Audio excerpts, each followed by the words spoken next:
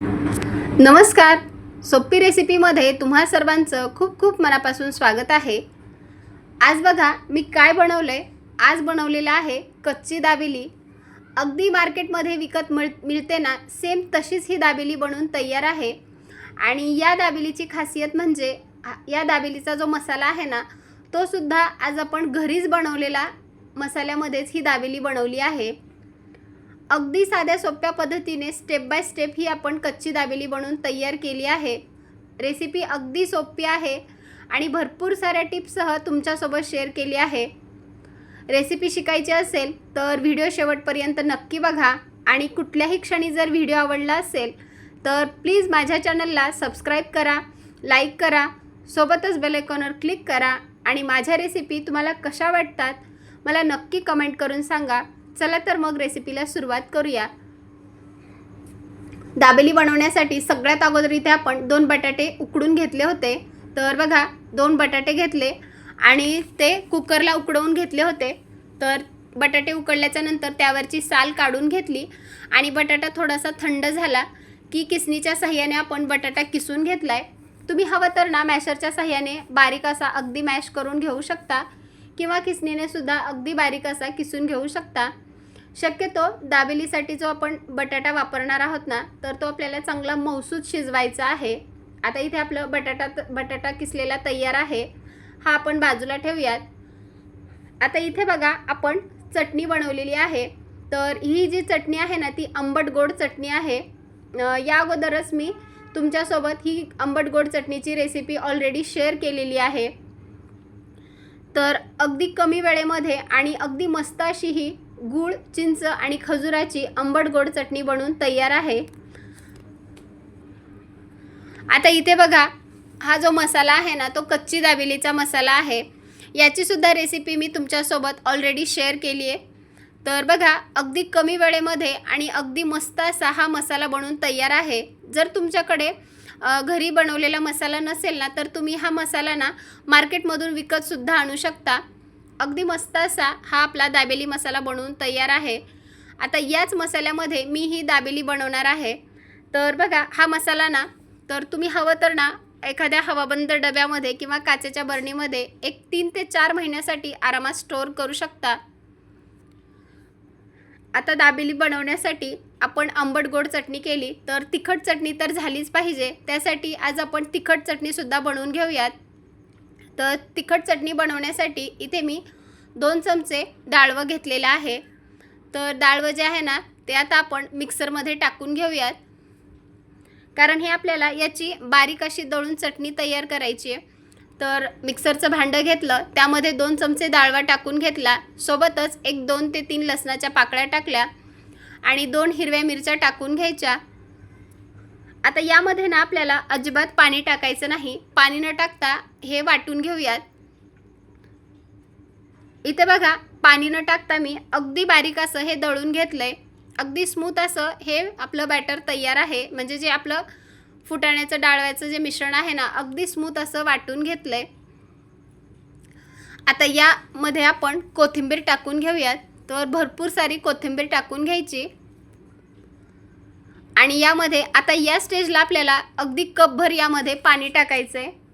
तर इथे मी कपभर पाणी टाकलं आणि आता परत एकदा हे मिक्सरला आपण फिरवून घेऊयात.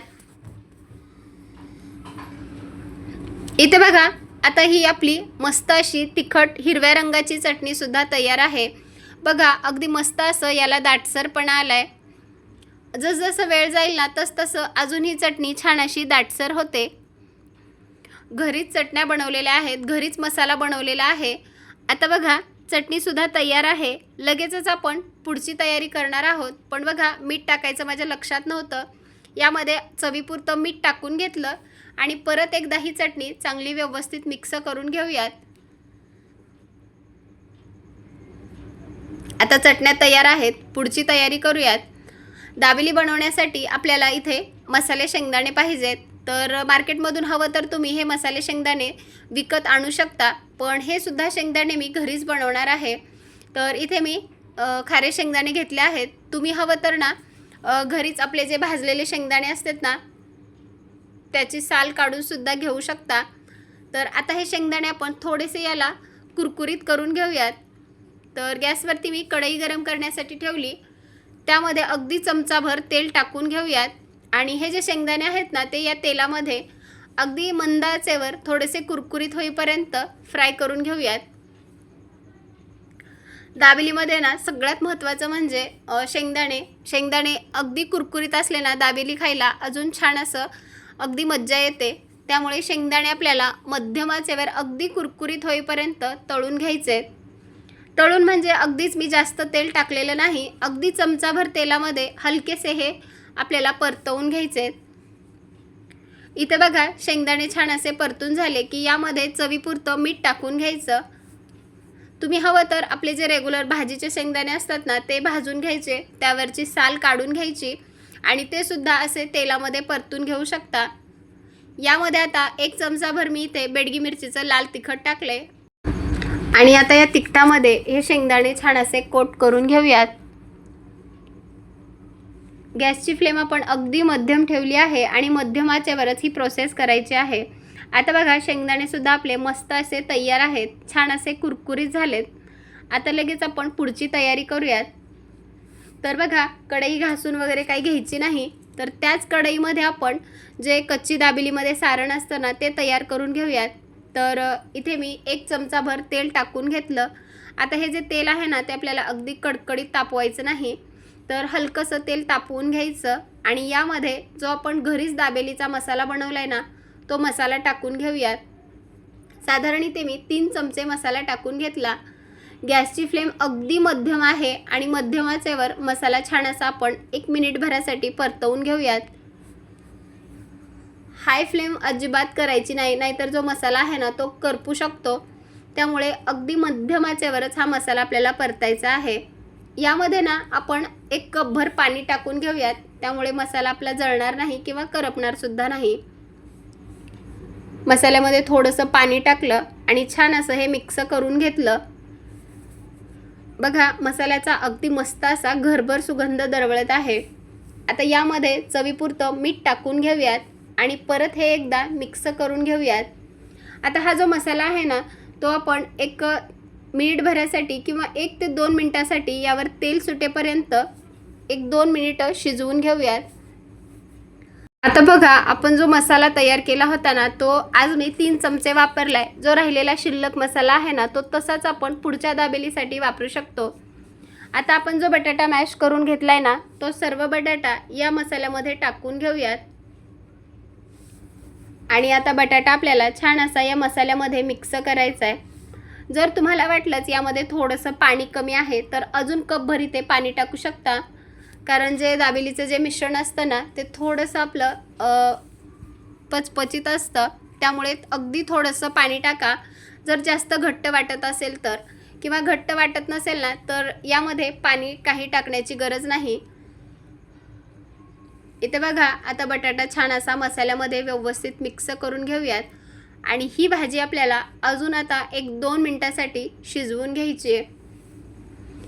इथे मी ना गॅसची फ्लेम अगदी कमीच ठेवली आहे आणि मध्यम आचेवरच ही प्रोसेस करायची आहे.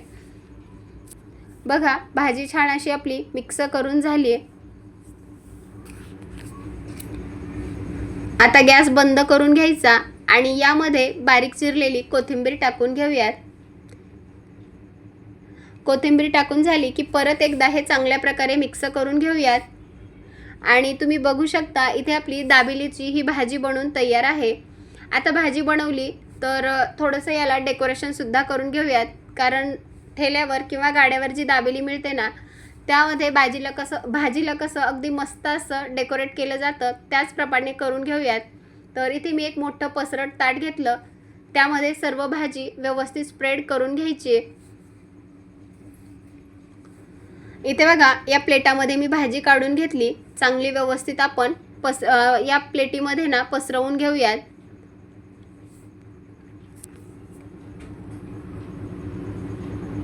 आणि बघा भाजीला मस्त रंग आलाय. अगदी मार्केटमध्ये जी भाजी आपल्या दाबेलीमध्ये मिळते ना सेम तसाच रंग आलाय. आता यावरून आपण जे मसाला शेंगदाणे तयार केले होते ना ते शेंगदाणे टाकून घेऊयात.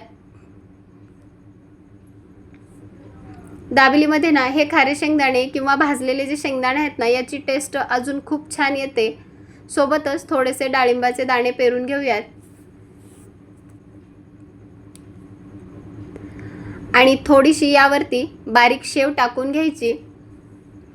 जर तुम्हाला जर यावरती थोडंसं सुकं खोबरं आवडत असेल ना तर किसलेलं खोबरंसुद्धा टाकू शकता. इथे बघा मी शेव टाकून घेतला आणि वरून थोडीशी बारीक चिरलेली कोथिंबीर टाकून घेतली. अगदी स्ट्रीट स्टाईल आपली ही दाबेली आता तयार आहे.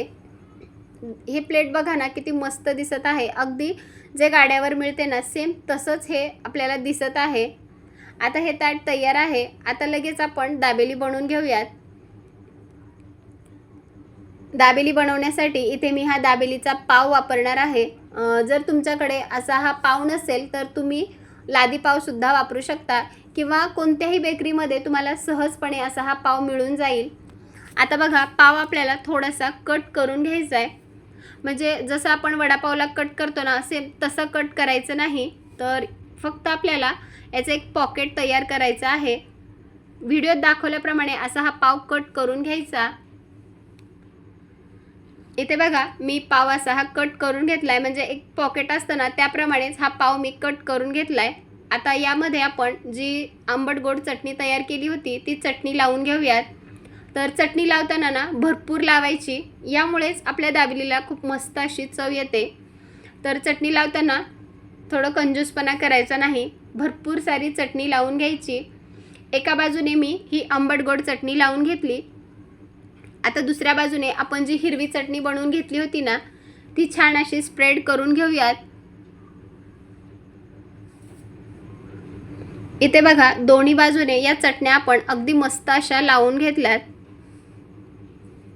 आता यामध्ये आपण भाजी बनवून घेतली आहे ना, जे स्टफिंग आहे ना ते भरून घेऊयात. तर जेवढं या पावामध्ये बसेल तेवढं यामध्ये हे स्टफिंग भरून घ्यायचं. थोडंसं जास्तच भरून घ्यायचं.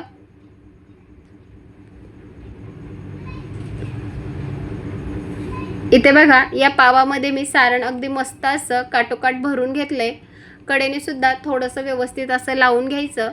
यामुळे थोडेसे परत आपण वरून अजून थोडेसे शेंगदाणे आणि शेव डेकोरेट करणार आहोत ना तर ते भाजीला व्यवस्थित चिकटले जातील. इथे बघा मी एक अशी दाबेली तुम्हाला बनवून दाखवली. अशाच प्रकारे अजून 2-3 दाबेली मी बनवून दाखवते. इथे बघा मी अशा 3 दाबेली बनवून घेतलेल्या आहेत. आपली दाबेली आता तयार आहे, पण याला अजून टेस्टी बनवण्यासाठी थोडंसं याला बटर लावून भाजून घेऊयात. गॅसवरती मी तवा थोडासा गरम करण्यासाठी ठेवला आहे. एका बाजूने थोडंसं बटर स्प्रेड करून घेऊयात. जर तुमच्याकडे बटर नसेल तर तुम्ही इथे थोडंसं तेल लावूनसुद्धा अगदी मस्त अशी थोडंसं क्रिस्प येईपर्यंत हा पाव भाजू शकता. दोन्ही बाजूने बटर लावून घ्यायचं आणि दोन्ही बाजूने आपल्याला ही दाबेली मस्त अशी भाजून घ्यायची आहे. एका बाजूने भाजली की दुसऱ्या बाजूने पलटवून घेऊयात आणि दुसऱ्या बाजूने सुद्धा याला छान असं खरपूस होईपर्यंत भाजून घ्यायचं आहे. दुसऱ्यासुद्धा दाबेली आपण अशाच प्रकारे भाजून घेऊयात. इथे बघा एक दाबेली अगदी मस्त अशी आपली भाजून झाली. आता या दुसऱ्यासुद्धा दाबेली आपण अशाच प्रकारे भाजून घेऊयात. इथे बघा तिन्ही दाबेली मी अगदी मस्त अशी भाजून घेतली आहे. आता याला ना थोडंसं शेवाने डेकोरेट करूयात. तर बघा थोडंसं शेव लावून घेतला आणि नंतर थोडेसे यावरती हे मसाले शेंगदाणे लावून घेऊयात. यामुळे अगदी मार्केटमधून विकत आणल्यासारखेच ही दाबेली आपल्याला दिसेल. थोडेसे शेंगदाणे लावून घ्यायचे, थोडेसे डाळिंबाचे दाणे लावून घेऊयात. आणि तुम्ही बघू शकता इथे आपली अगदी मस्त अशी घरच्याच मसाल्यामध्ये ही दाबेली बनवून तयार आहे. कोणाला कळणार सुद्धा नाही की ही दाबेली आज आपण घरी बनवलेली आहे. बघा ना दिसायला किती मस्त दिसत आहे. तुम्ही लगेच खात असाल तर लगेच खाऊ शकता. जर थोड्या वेळाने खात असाल तर एखाद्या जाळीवर ठेवू शकता. त्यामुळे या दाबेलीला घाम सुटणार नाही. आणि बघा अगदी मस्त अशी स्ट्रीट स्टाईल किंवा गाड्यावर जशी मिळते ना तशीच दाबेली बनवून तयार आहे. एवढंच की आपण हा जो मसाला आहे ना तो घरीच बनवला आहे. चटणीसुद्धा घरीच बनवलेली आहे. एवढी मेहनत घेतली आहे ना तर यासाठी प्लीज एक लाईक करा, सबस्क्राईब करा आणि माझी रेसिपी तुम्हाला कशी वाटली मला नक्की कमेंट करून सांगा. व्हिडिओ जर आवडला असेल तर जास्तीत जास्त लोकांपर्यंत शेअर करा आणि तुमचा अनुभव माझ्यासोबत शेअर करा. चला तर मग पुन्हा भेटूयात अशाच एका मस्त खमंग रेसिपीसोबत. तोपर्यंत धन्यवाद आणि मस्त रहा, स्वस्त रहा आणि सगळ्यात महत्त्वाचं चांगलं चांगलं खात रहा. पुन्हा एकदा सर्वांना एक निवेदन आहे, जर माझी रेसिपी आवडली असेल तर प्लीज माझ्या चॅनलला सबस्क्राईब करा. पुन्हा भेटूयात, तोपर्यंत बाय बाय.